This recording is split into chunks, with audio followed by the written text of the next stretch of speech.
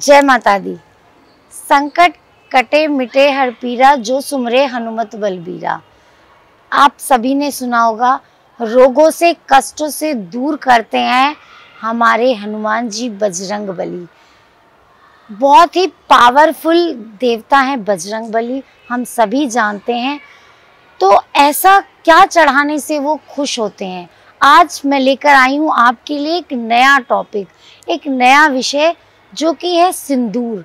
सिंदूर आप सभी जानते हैं कि हिंदू धर्म में सिंदूर का बहुत ही ज़्यादा महत्व है। शादी के समय जब तक सिंदूर न लगे तो वो शादी नहीं मानी जाती।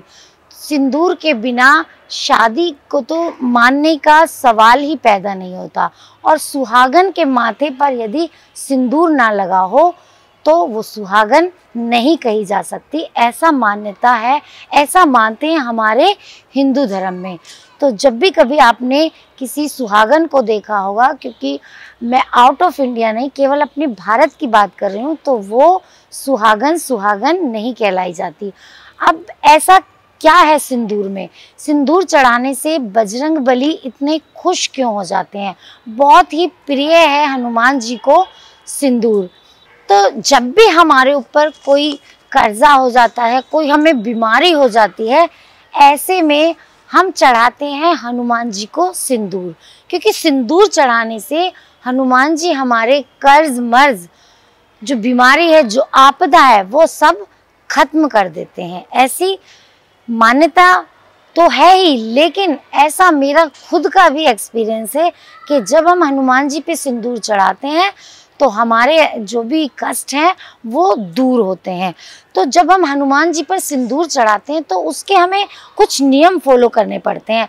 ऐसा नहीं कि जब भी हम पूजा पाठ करते हैं, जब भी हम कोई कर्म कांड करने जाते हैं, तो उसके लिए कुछ ना कुछ नियम ज़रूर बनाए गए हैं, क्योंकि बिना नियम के हमारी पूजा नहीं लगती। तो उसी तरह से सिंदूर, जो हनुमान जी पर सिंदूर चढ़ाते हैं, उसके भी कुछ नियम कानून लागू किए गए। सबसे पहले तो हनुमान जी को प्रसन्न करने के लिए मंगलवार को आपको सिंदूर ज़रूर चढ़ाना चाहिए। जो ऑरेंज कलर का सिंदूर होता है वो हनुमान जी की मूर्ति पर आपने देखा होगा, वो ही आप हनुमान जी पर चढ़ाएं। अगर कोई आपके मंगल कार्य, किसी की शादी नहीं हो रही है, घर में विवाह में बहुत देरी हो रही है, लड़का ढूंढ के थक गए, लड़की ढूंढ के थक गए, शादी का उसका कुछ बैठ ही नहीं रहा, सिस्टम होने का नाम ही नहीं ले रही, तो ऐसे में आपको हनुमान जी को सिंदूर चढ़ाएंगे तो उससे क्या है, आपके शादी के योग बनने लगेंगे।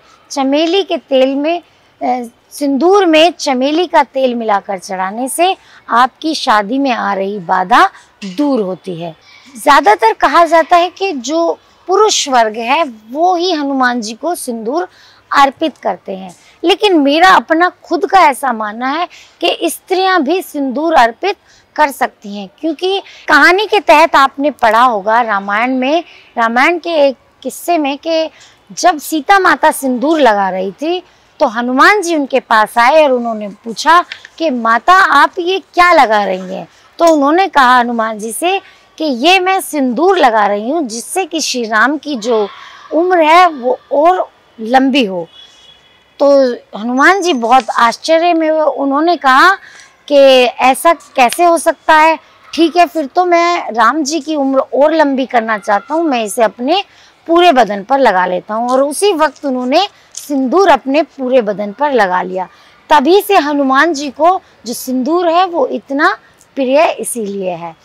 तो जब भी आपके किसी कार्य में बाधा आए, मंगल कार्य में, तो पुरुष ही नहीं, स्त्री भी उनको सिंदूर चढ़ा सकती है। अगर आपकी बार बार नौकरी छूट रही हो या आपको नौकरी बदलनी पड़ रही हो, अगर आप एक ही में टिकना चाहते हैं और आपको चेंज करना है, तो भी आप सिंदूर चढ़ा सकते हैं। आपको कैसे चढ़ाना है? किसी भी मंगलवार को हनुमान जी के चरणों में सिंदूर रखकर आ जाएं। अगर बार बार आपको जॉब चेंज करनी पड़ रही है तो आप किसी भी मंगलवार हनुमान जी के चरणों में सिंदूर को रख के आ जाएं, उससे आपकी जो जॉब है वो स्टेबल रहने लगेगी। एक सफ़ेद कागज पर, उस पर सिंदूर से, एक सफ़ेद कागज लें और उस पर सिंदूर से स्वास्तिक बनाएं और वो हनुमान जी के चरणों में रखाएं। ये भी आपके जॉब के लिए ही मैं बता रही हूँ। अगर आपके ऊपर बहुत ज़्यादा डेब्ट हो गया है, कर्जा हो गया है और आपका वो खत्म होने का नाम ही नहीं ले रहा। बहुत से लोग पूछते हैं कि मेरे ऊपर कर्जा बहुत चढ़ गया है लेकिन वो कैसे उतरेगा, मुझे कोई उपाय बताओ।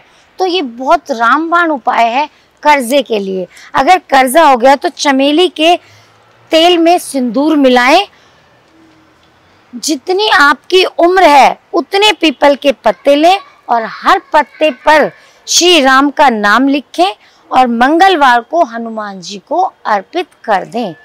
आपको ये कार्य करना है मंगलवार को। सबसे पहले चमेली के तेल में सिंदूर मिलाना है, जितनी आपकी उम्र है उतने पीपल के पत्ते लें, उस पे श्री राम लिख दें और मंगलवार को हनुमान जी के चरणों में आप रखाएं। तो इससे भी आपके जो कर्जा है वो आपका खत्म होने लगेगा। बहुत ही जल्दी आपको कर्जे से मुक्ति मिल जाएगी। तो जैसा कि मैंने अभी आपको बताया कि कहानियों की बात नहीं, ये तो थी श्री माता के सिंदूर लगाने की बात। हनुमान जी को तब से ही प्रिय है सिंदूर। तो अगर हमारे काम बिगड़ रहे हैं या कोई ऐसा काम है जिसके बनने की आपको संभावना ही नहीं लग रही और आप चारों तरफ से निराश हो गए हैं, तो ये सिंदूर का उपाय अगर आप करेंगे, खास तौर से मंगलवार के दिन आप सिंदूर का उपाय करेंगे या हनुमान जी के चरणों में सिंदूर रख के भी आ जाएंगे, श्रद्धा से ये कह के कि हे हनुमान जी मेरा ये काम बन जाए, तो मैं आपका बहुत आभारी रहूँगा, और आप सिंदूर रख के आ जाएं तो आपके वो काम यूँ चुटकियों में बन जाएगा। और अगर आप नहीं रख के आना चाहते तो आप हनुमान जी के जो बाया कंधा होता है वहाँ से आप थोड़ा सा सिंदूर निकाल के एक कागज में अपने घर के मंदिर में रखें और डेली उस सिंदूर से उसका तिलक करें। जो भी आपकी समस्या है, चाहे जॉब की हो, कर्जे की हो, किसी वैसी परेशानी की हो, विवाह में देरी की हो, वो आपकी सारी समस्याएं धीरे धीरे करके खत्म होने लगेंगी। तिलक आपको डेली करना है, लेकिन अगर आपको हनुमान जी को मंदिर में सिंदूर चढ़ा के आना है तो आप मंगलवार को ही करें। तो ऐसे करेंगे संकट मोचन, आपके सारे काम दूर। और मेरी आप सबके लिए दुआ है और आप सब दर्शकों को मेरा ढेर सारा प्यार। मैं आपकी बहुत बहुत आभारी एस्ट्रोलॉजर पूनम। तो मिलती हूँ आपको अगली वीडियो में, तब तक के लिए जय माता दी।